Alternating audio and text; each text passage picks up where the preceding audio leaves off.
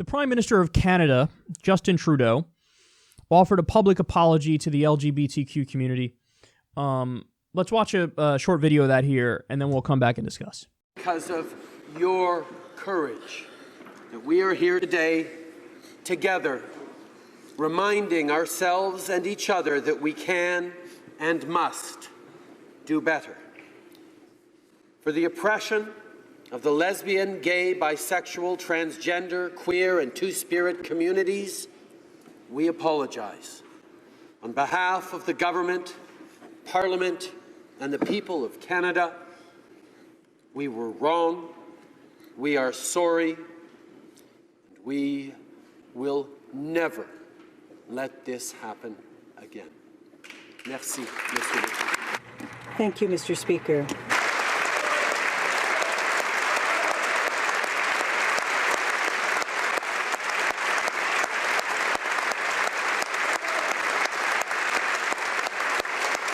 To the kids who are listening at home and who fear rejection because of their sexual orientation or their gender identity and expression, and to those who are nervous and scared but also excited about what their future might hold, we are all worthy of love and deserving of respect.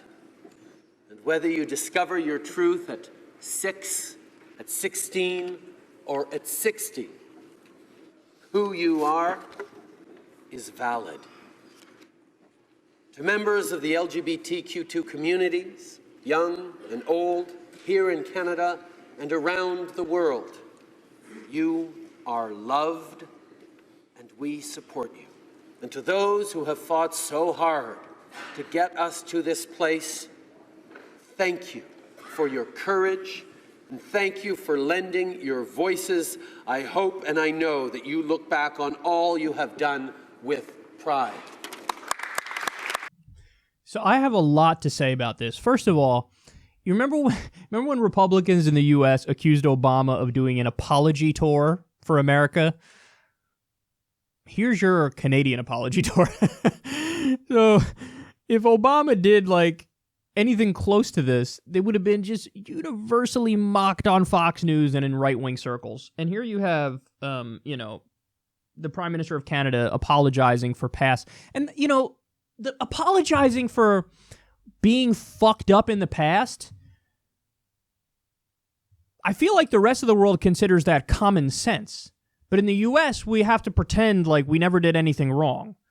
Like, God forbid a president comes out and say, I'd like to apologize to the African-American community for slavery and for Jim Crow and segregation. I'd like to apologize for that on the record. There would be a giant chunk of the country, maybe half of the country, that's against it. And they'd be like, why this was a long time ago. Why would you apologize for that? Were you trying to make excuses for the black community today? Is that what you're trying to do? And it's like, no, asshole, we're just saying, hey, maybe it's good to have it on the record. You know what? We fucked you over for a really, really, really long time now, didn't we? So it's amazing that an apology is like Obama perfect example, just came to me now. Obama recently went to Japan towards the end of his time in office.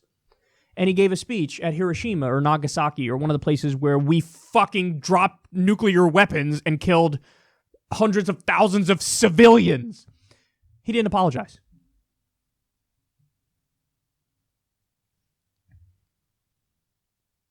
Why? It makes sense.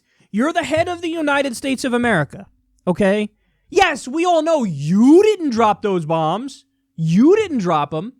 But you're the head of state of the United States of America. You represent the United States of America. To say, hey, look, our bad. We had leaders before, and they kind of fucked up, and they killed hundreds of thousands of your civilians.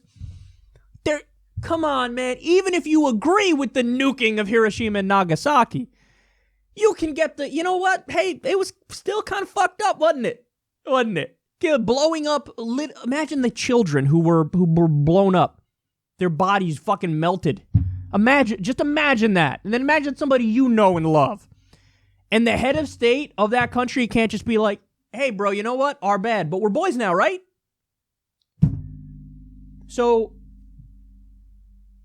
I feel like there really is a point to be made that, like, apologizing, it's not a sign of weakness. It's, in fact, quite the opposite. I think it's a sign of strength.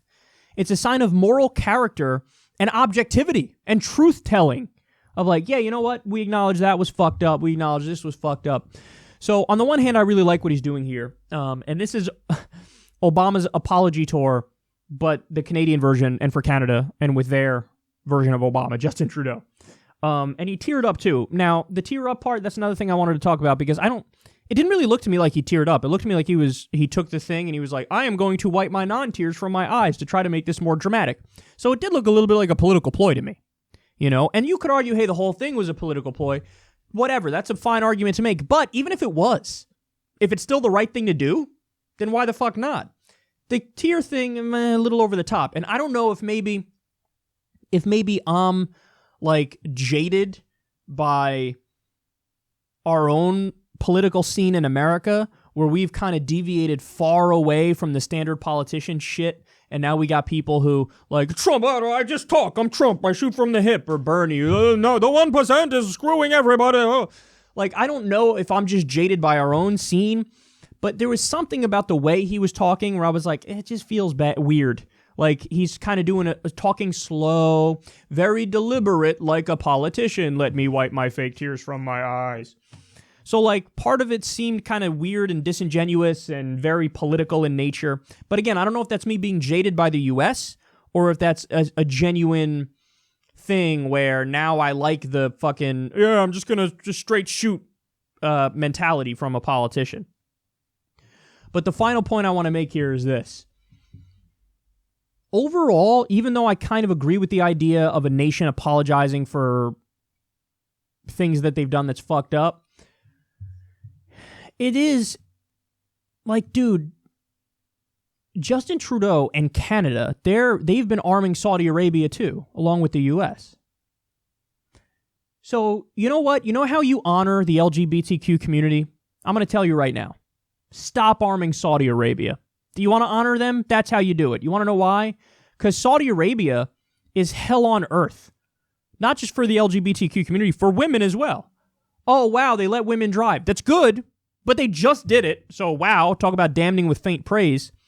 But also, they still have a guardian system. Women still have to cover up from head to toe. So let's not pretend like, oh, hey, we're sorry for the things we did in the past. If you're really sorry, then stop doing them now. And step number one is stop arming the brutal, theocratic dictatorial regime that's treating gay people. I mean, they fucking kill gay people.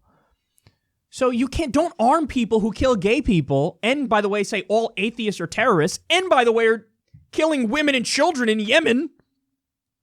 You don't arm them and say, oh, but we're really sorry for our problems that we've had in the past. Well, what about your problems right now?